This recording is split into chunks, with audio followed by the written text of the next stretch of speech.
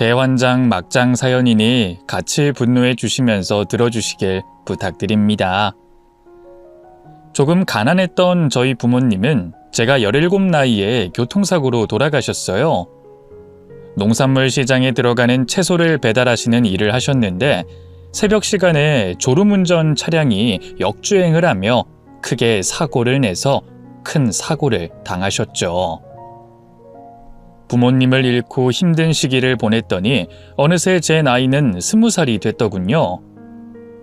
계속 우울하게 지내면 안 되겠다 싶어 부모님의 생각을 그만하고 가슴 한켠에 모셔야겠다고 판단했답니다. 저는 물려받은 유산 하나 없이 홀로 서기를 해야 했어요.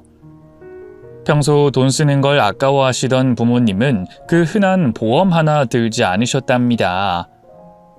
그래서 부모님이 돌아가신 후 제 손에 들어온 돈은 300만 원이 전부였어요. 이 돈을 어디에 써야 하나 고민할 필요가 없었죠. 혼자 지낼 만한 원룸을 구하는 데 쓰기로 했답니다. 부모님과 살던 집은 보증금이 다 깎여 있어서 제가 가져갈 돈은 하나도 없었네요.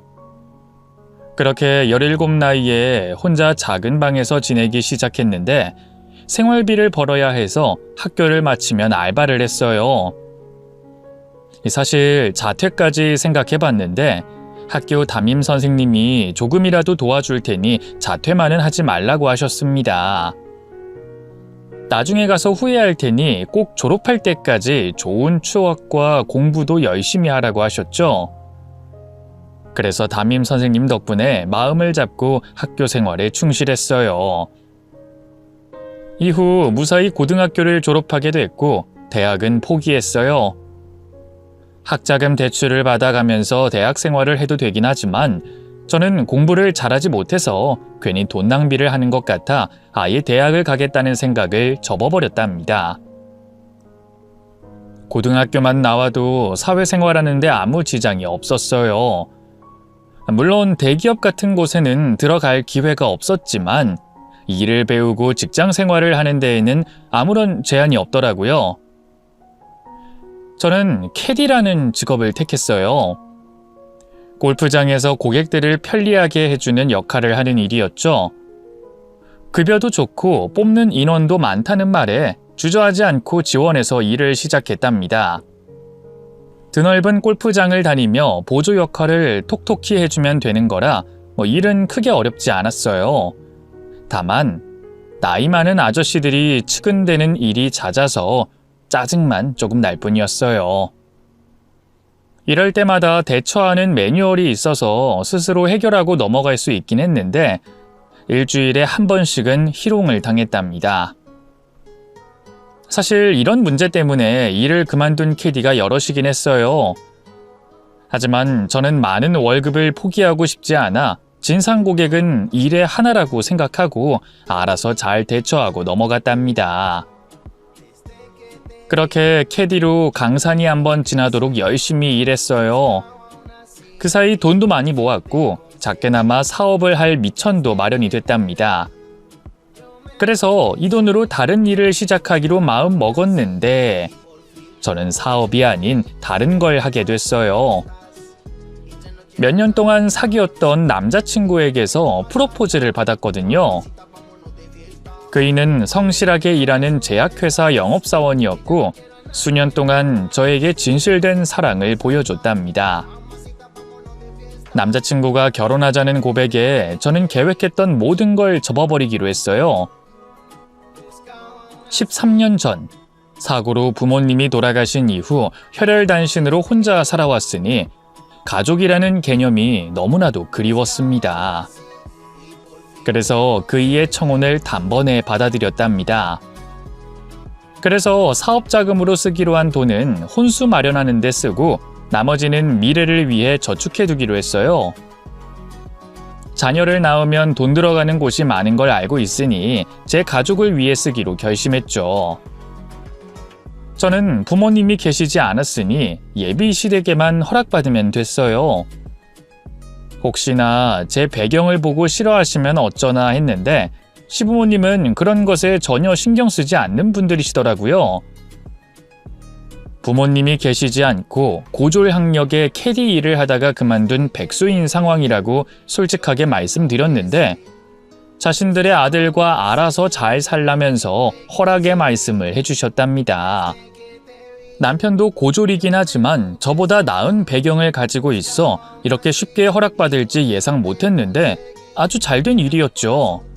그래서 저희는 얼마 뒤 결혼식을 올리고 신혼집을 얻어 살게 됐습니다. 시댁 형편이 그리 좋지 않다 보니 아무런 도움도 받지 않고 저희끼리 분수에 맞는 집과 혼수를 마련해서 지내게 됐답니다. 시댁에 가도 별다른 문제가 없었고 저를 예쁜 며느리로 봐줘서 결혼하길 잘했다는 생각을 여러 번 했네요. 그런데 시누이 하나가 있는데 가끔 시댁에 오면 조금 생각 없이 말하긴 했어요. 저와 남편을 두고 쯧쯧거리면서 혀를 차며 이런 말을 했답니다. 오빠나 새언니나 고졸이라서 통하는 게 많겠다. 새언니는 지금 살림만 하신다면서요? 고졸 주제 벌써부터 우리 오빠한테 의지하는 거 아닌가요?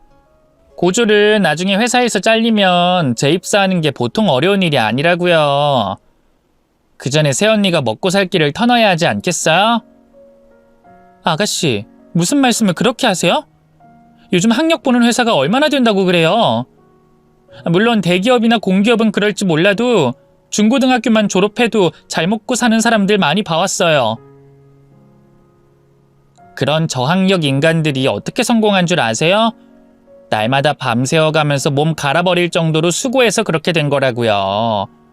그거 나중에 다 골병으로 되돌아와요. 새언니, 지금 쉬는 동안 방통대라도 나오세요. 한심하게 시간 허비하지 마시란 말입니다. 교대 나와서 선생님하고 있는 제가 드리는 조언이니까 새겨 들으시라고요. 됐네요, 아가씨. 저 지금 집에서 살림만 하는 거 아니거든요? 부업으로 수세미 뜨개질하거든요? 하나에 1,000원씩 받아서 하루에 3만 원씩 번다고요. 네? 3만 원이요? 이야, 우리 새언니 대단하시네. 살림하면서 3만 원씩 버시다니. 그러다 떼부자 되시겠어요. 새언니, 제 남자친구는 학원 강사로 1시간에 얼마 받는지 아세요? 새언니의 10배인 30만 원 번다고요. 이게 바로 고졸과 대졸자의 차이점입니다. 아시겠어요? 아가씨 아주 잘나셨네요. 아가씨는 중학교 선생님의 애인은 인기 학원 강사라니 정말 대단합니다. 그래요. 고졸 무식자는 이렇게 계속 살 테니까 신경 쓰지 마시고 하시는 일이나 열심히 하세요. 시누이는 교대를 나와 중학교 교사로 재직 중이었고 애인이라는 남자는 명문대를 나와 수학 강사로 일하고 있었는데 몸값이 비싸다며 허구한 날 자랑질이었습니다. 그런 시누이는 이듬해 결혼할 남자를 데리고 왔어요. 별로 보고 싶진 않았지만 집안 식구로 들어오는 사람을 모른 척할 순 없었으니 억지로 시댁에 찾아갔답니다. 시누이가 저희 부부를 보며 피식 웃으며 소개하더군요. 오빠, 새언니, 내 남편 될 사람이에요. 직업은 들어서 알지? 강남에서 애들 가르치는 1타 강사예요. 지난번에 얘기했지?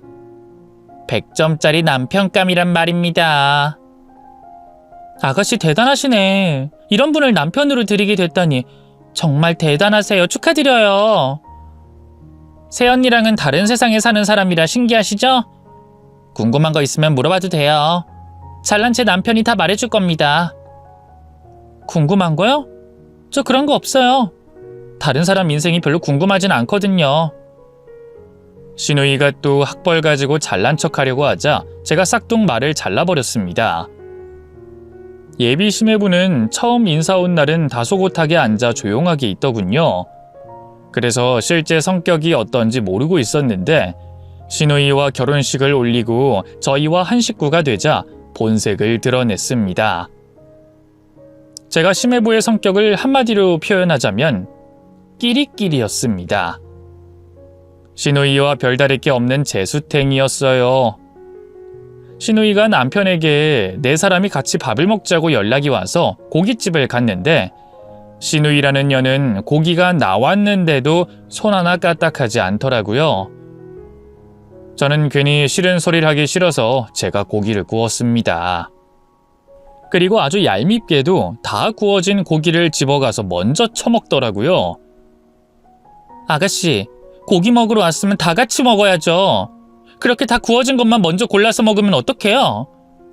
기본 예의라는 걸 모르는 건가요? 어디 가서 그렇게 행동하지 마세요. 괜히 욕 먹는다고요. 새언니, 젊은 꼰대세요? 먹는 거로 위아래를 따지는 걸 보니 엄청 보수적인가 보다. 요즘 젊은 사람들은 그런 거 따지는 거 엄청 싫어하는데.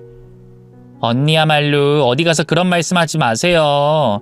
꼰대라고 욕 먹는다고요. 제가 한마디 했더니 두 마디로 되갚더군요.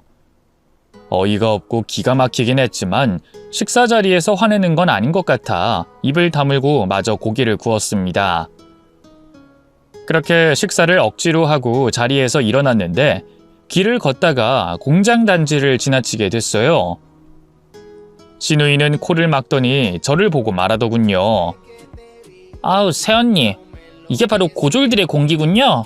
맞죠? 형님도 이런 공장에서 일해본 적 있으세요? 뭐라고요? 고졸의 공기? 내가 살다 공장 지나가면서 그렇게 말하는 사람은 처음 봅니다. 이 공장에 고졸자만 있는 거 아니거든요? 대학 나온 사람들도 취업이 어려워서 물불 가리지 않고 일하는 사람들이란 말이에요. 어쨌든 인생 패배자들이 일하는 곳이잖아요. 아우, 이 쾌쾌한 냄새 진짜 싫다. 이래서 사람은 배워야 한다는 거예요. 무식하면 손발이 고생이니까요. 아, 맞다. 새언니, 그 캐디 출신이라고 했죠? 골프 치는 사람들 뒤치다거리하는 꼬북 말이에요. 나는 골프장 자주 다니면서 캐디들 막 부려먹고 그러는데 우리 예전에 골프장에서 만났을지도 모르겠네요. 갑과 을의 입장으로 말입니다. 흥! 신우이의 주둥아리는 쉴 새 없이 떠들어댔고 뱉는 말은 족족 역겹기 짝이 없었습니다. 제가 결혼한 지 3년 차가 되자 남편이 제약회사를 나와 약을 생산하는 공장을 매입했어요. 제약과 관련된 사업을 하려고 진작부터 마음먹고 있었는데 돈이 꽤 모여서 약국에 들어가는 약들을 제조업하게 됐습니다. 초기 자본이 많이 들어가긴 했지만 제가 조금 보태줘서 대출까진 받지 않아도 됐습니다. 이 소식을 시부모님께 전해드렸더니 대단하다고 말씀해 주셨고 저에게 고맙다는 말씀도 잊지 않으셨답니다. 게다가 축하 파티를 해야 하지 않겠냐며 저희 부부를 시댁에 초대해 주셨습니다. 그 자리에는 시누이 부부도 와 있었는데 좋은 날이고 하니 반갑게 인사하고 마주 앉았어요. 시부모님은 축하의 말씀과 덕담을 주셨는데 시누이와 시매부는 악담을 퍼붓더라고요. 시누이가 먼저 운을 띄웠습니다. 오빠, 제약공장 차렸다고? 오빠는 어떻게 된 게 생각하는 게 1차원이야? 제약회사에서 일했다고 제약공장을 차려? 그 약을 공장에서 만든다고 쳐. 오빠 물건을 받아주는 곳이 있을까? 새고 센 게 약인데. 선미야, 네가 그런 걱정할 필요는 없어. 이 오빠가 뚫어놓은 거래처도 없이 이 일에 뛰었겠니? 내가 먹고 사는 건 알아서 할 테니까 그놈의 잘난 척 좀 그만해라. 남편이 그렇게 경고하자 시누이는 비웃으면서 말을 아꼈는데 이번엔 시매부가 주둥이를 나불거리더군요. 형님, 공장에서 일하면 기관지 다 상하는 거 아니에요? 저랑 와이프는 공기청정기가 빵빵한 곳에서 일하니까 상관없는데 공장에서 일하시면 몸이 많이 상하실 것 같아요. 그래서 학력이 짧으면 오래 못 산다고 하잖아요. 불쌍해라. 그러게 학창시절에 공부 좀 열심히 하셔서 대학 나오시지. 안 됐어요. 말이 심하시네요? 저희 남편 공장은 매우 안전하게 생산합니다. 청결하기 위해 방진복 입고 마스크까지 써서 건강이 나빠질 이유는 하나도 없다고요. 그 방진복이요? 온몸에 하얀 거 뒤집어 쓰고 일한다는 거잖아요. 역시나 사람은 무식하면 손발이 고생이라니까요. 하루빨리 돈 많이 벌어서 쾌적하고 편한 일 해보세요. 아닌가? 고졸이라 들어갈 곳이 없으려나? 남편은 심해부가 하는 말을 귀담아 듣지 않았습니다. 그리고 이 와중에 시누이 부부가 이렇게 철없이 막말해도 시부모님은 가만히 계셨습니다. 이유가 뭔지는 대충 감이 오실지 모르겠는데 바로 돈 때문이었어요. 시누이와 심해부는 매달 적지 않은 용돈을 주고 있어서 두 사람이 저희 부부에게 12조로 막말을 해도 못 들은 척하고 가만히 앉아만 계셨답니다. 아무리 많은 용돈을 받았다고 해도 어른으로서 한마디 해야 할 순간에는 똑부러지게 말씀해줬으면 좋겠는데 늘 시누이와 심해부의 소나기에 놀아나는 것 마냥 아무런 말씀도 하지 않으셨답니다.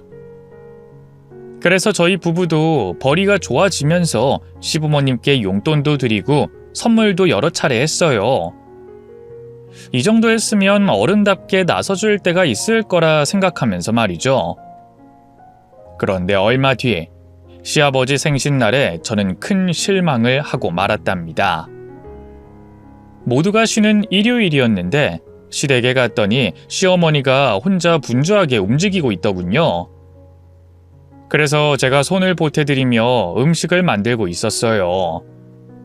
시누이도 곧 시댁에 들어와서 제가 주방으로 불렀습니다. 아가씨, 얼른 와서 손 씻고 거들어줘요. 오늘 해야 할 게 많으니까 빨리 와요. 새언니, 지금 뭐라 그랬어요?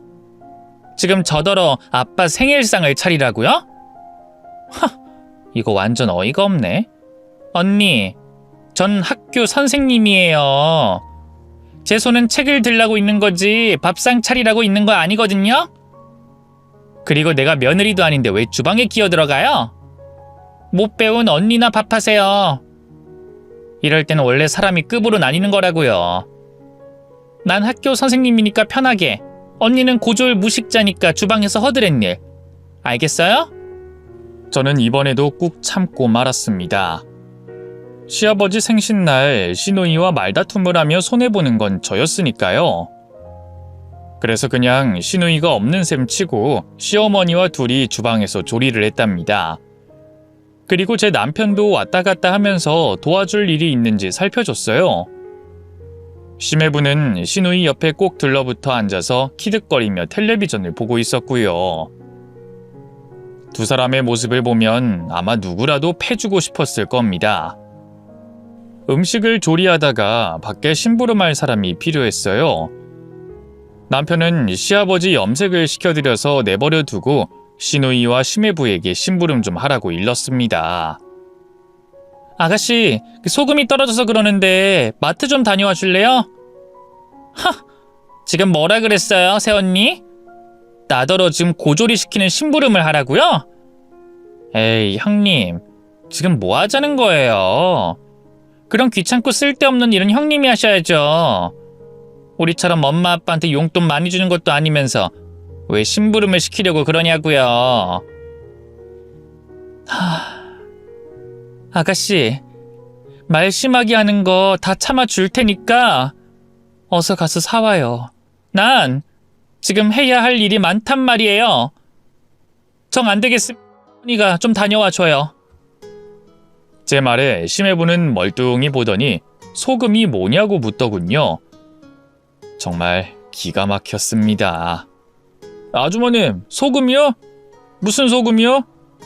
꽃소금이요. 그거 한 봉지만 사다 주세요. 소금에 꽃이 달린 건가요? 무슨 소금 이름이 그러지? 저 모르겠으니까 아주버님이 다녀오시죠. 심해부는 낄낄거리면서 시누이에게 잘 받아쳤냐면서 비웃고 있더라고요. 이런 두 사람을 보니 한숨만 연신 나오더라고요. 결국은 제가 다녀오기로 하고 앞치마를 벗고 마트에 갔답니다. 소금과 다른 필요한 걸 살피다가 후추랑 간장도 같이 샀습니다. 그리고 마트를 나오는데 낯익은 얼굴이 보였어요. 어? 외삼촌? 외삼촌 맞죠? 어라, 미영이 아니냐? 내 조카 김미영. 이야, 이 세상에 널 여기서 다 만나는구나. 미영이 여기 근처에 사니? 네, 삼촌. 삼촌도 이 근처 사시나 봐요. 우리 이게 얼마만이에요? 저 20살 때 봤으니까 벌써 10년이나 넘었다고요. 삼촌은 하나도 늙지 않으셨네? 예전 모습 그대로예요. 하하, 내가 좀 동안이긴 하지. 농담이고, 미영이 너 결혼했다는 소식은 들었다. 내가 허리 수술을 해서 못 간 거 알지? 서운한 게 있었다면 풀어줘라. 말 나온 김에 내가 축의금 좀 줘야겠다. 아니에요, 괜찮아요. 삼촌, 나중에 맛있는 밥이나 사주세요. 제 남편이랑 셋이 말이에요. 그래. 이 삼촌이 남는 게 돈밖에 없으니 언제든 연락해라. 그런데 이 신혼집이 이 근처야? 아니요, 제 집은 옆 동네고 여긴 시댁이에요. 오늘이 시아버지 생신이라. 아이고, 그렇구나. 그럼 아파트는? 설마 진곡 아파트니? 네, 맞아요. 그럼 삼촌도 그 아파트예요? 이야, 이거 신기하네. 내 사랑스러운 조카 시댁이 나와 이웃집이었다니. 아이고, 이거 참. 너희 시댁 식구들과 내가 인연이 깊은 것 같구나. 저와 외삼촌은 밀린 이야기를 나누며 아파트 단지 안으로 들어섰습니다.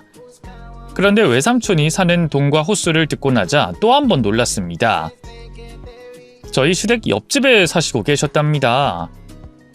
삼촌, 진짜 별일이에요. 저희 시댁 옆집이라니. 앞으로 자주 찾아갈게요. 잠깐 미영아. 그러지 말고 내가 집에 있는 인삼주 하나 드리면서 너희 시부모님께 인사를 드리면 어떻겠니? 내 조카 좀 잘 봐달라고 부탁도 드릴 겸 말이야. 저야 좋죠. 그런데 삼촌이 괜히 불편하실까봐 걱정이에요. 에이, 녀석. 이 외삼촌이 미영이 너를 얼마나 예뻐했는지 까먹은 거냐? 잠깐 기다려, 미영아. 금방 인삼주 가지고 나올 테니 같이 들어가자. 외삼촌은 현관문을 열고 헐레벌떡 유리병에 담긴 인삼주를 가지고 나오셨어요. 시아버지가 선물로 받으시면 엄청 좋아하실 것 같았죠. 그래서 저는 시댁의 현관 비밀번호를 누르고 안으로 들어갔습니다. 아버님, 어머님, 저희 외삼촌 오셨어요. 바로 옆집에 사시는 걸 방금 알게 됐어요. 그러자 시아버지가 나오시며 반갑게 맞아주셨습니다. 시어머니가 묵직한 인삼주를 받으시며 해맑게 인사하셨고요. 외삼촌은 환대받으시며 거실로 들어오셨고 거실에 차려진 생일상 앞에 앉으셨답니다. 그리고 잠시 후 방에 있던 시누이와 시매부가 나오더니 인상을 찌푸리며 말하더군요. 새언니, 여기가 무슨 시장거리인 줄 아세요? 웬 아저씨를 하나 달고 들어왔어요? 아가씨, 저희 외삼촌이세요. 예의 바르게 인사 좀 부탁드릴게요. 참, 우리 아빠 생일에 무슨 삼촌을 데리고 와? 안녕하세요, 아저씨. 먹을 게 많아서 찾아왔나 본데 대충 배 채우면 나가주세요. 저랑 남편은 낯가림이 있어서 편히 못 있거든요. 시누이가 거실로 나와 앉으며 퉁명스럽게 말하자 외삼촌이 대답했습니다. 반갑습니다. 가만, 우리 어디서 본 적 있지 않아요? 낯이 익는데. 외삼촌이 시누이를 가리키며 고개를 갸웃거리면서 말했더니 시누이는 얼굴이 빨개지면서 고개를 숙이더군요. 본 적이 있긴 전혀 아니거든요? 괜한 말씀 마시고 식사나 빨리 하고 나가세요. 이제야 기억이 난다. 임 선생 맞죠? 임질순 선생 맞잖아요. 나야, 그 교육감. 당신이 임용고시 합격하고 면접 봤던 교육감이란 말입니다. 저는 외삼촌이 교육감인 건 알고 있었지만 교사들 면접을 보는 것도 그때 처음 알았고 시누이와 구면인 것도 몰랐습니다. 외삼촌 말에 시누이가 마지못해 고개를 끄덕이더군요. 그랬던 것 같네요. 그동안 안녕하셨죠? 네네. 저야 교육감으로 열심히 밥 벌어 먹고 살고 있어요. 임 선생은 학교 3번 옮겼다죠? 지금은 사립중학교 다닌다면서? 내가 하는 일이 오지랖 부리는 일이라 모르는 게 없어요. 네? 맞아요. 개인 사정이 있어서 옮겨 다녔어요. 학교가 저랑 안 맞아서요. 아이, 그러셨구나. 여하튼 이렇게 다시 만나 뵙게 되니 엄청 반갑네요. 외삼촌이 반가운 얼굴로 신우이를 뚫어져라 보는데 신우이는 죄 지은 것 마냥 고개를 제대로 들지 못하더군요. 이윽고 식사가 시작됐고 외삼촌은 잠시 화장실에 손을 씻으러 갔습니다. 그 사이 신우이가 저에게 경고하더군요. 새언니, 당장 저 아저씨 데리고 나가요. 불쾌하니까 우리 집에서 치우라고요. 아가씨, 지금 뭐라고 하신 거예요? 저희 외삼촌은 아버님 생신 축하드리려고 오신 거라고요. 아가씨 때문에 온 손님 아니니까 신경 끄세요. 아이씨, 싫다 하니까 이 연 진짜 안 되겠네. 어디 거지 같은 걸 하나 달고 들어와서 사람 무한하게 만들어. 잡소리 집어치우고 저 늙은 아저씨 데리고 나가. 아가씨, 선 지키세요. 아무리 잘난 교사라고 해도 제 손